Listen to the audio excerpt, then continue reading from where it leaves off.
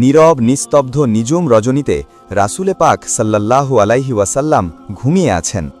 বাতাসও যেন নিঃশব্দ, এমন এক নীরব নিস্তব্ধ নিজুম রজনী যে রাতে আকাশের প্রতিটি তারা যেন তাকিয়েছিল এক মহামানবের দিকে, যে রাতে পৃথিবীর বুকে গড়তে চলেছিল এক স্বপ্নের অলৌকিক দৃশ্য।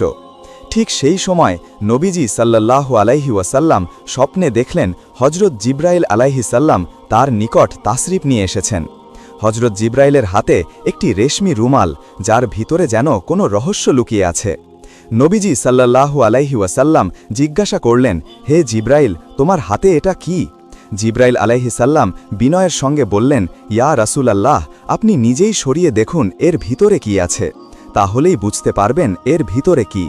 নবীজি সাল্লাল্লাহু আলাইহি ওয়াসাল্লাম জিব্রাইলের হাত থেকে রুমালটি নিলেন এবং ধীরে ধীরে খুললেন। রুমালের ভিতরে দেখা গেল এক ছোট মেয়ের চেহারা, যার মুখমণ্ডল যেন নূরের আলোয় ভরপুর। নবীজি সাল্লাল্লাহু আলাইহি ওয়াসাল্লাম তাকে চিনে ফেললেন। এ তো আর কেউ নয়, এ তো আমার প্রিয় বন্ধু আবু বকরের মেয়ে আয়েশা। তিনি তখন জিব্রাইল আলাইহিসসাল্লামের দিকে তাকিয়ে বললেন, হে জিব্রাইল, আমাকে কেন এই চেহারাটি দেখানো হলো? জিব্রাইল আলাইহিসসাল্লাম উত্তর দিলেন, ইয়া রাসূলুল্লাহ, তিনি সেই সৌভাগ্যবতী নারী যিনি এই পৃথিবীতে এবং পরকালেও আপনার স্ত্রী হবেন। তিনি তার ভালোবাসার স্নেহ দিয়ে আপনার সমস্ত দুঃখ কষ্ট বিরহ বুলিয়ে দিবেন। এই কথা বলে জিব্রাইল আলাইহিসসাল্লাম অদৃশ্য হয়ে গেলেন। আর এই অদৃশ্য হওয়ার সঙ্গে সঙ্গে নবীজি সাল্লাল্লাহু আলাইহি ওয়াসাল্লামের ঘুম ভেঙে গেল। রাত তখনও গভীর, ঘরের কোণে নীরবতার শান্তি। নবীজি সাল্লাল্লাহু আলাইহি ওয়াসাল্লাম রুমের মধ্যে হাঁটতে হাঁটতে ভাবতে লাগলেন, তার চিন্তা ঘুরছে এক অদ্ভুত বিষয়। আবু বকরের মেয়ে আয়েশা, কিন্তু সে তো অনেক ছোট, সে এখন ঘরেই থাকে না, সারাদিনই এদিক সেদিকে ঘুরে বেড়ায়। কিভাবে এই ছোট মেয়েটি আমার স্ত্রী হিসাবে পরিগণিত হতে পারে? এমন ভাবনা নবীজির হৃদয়ে ঘুরছে।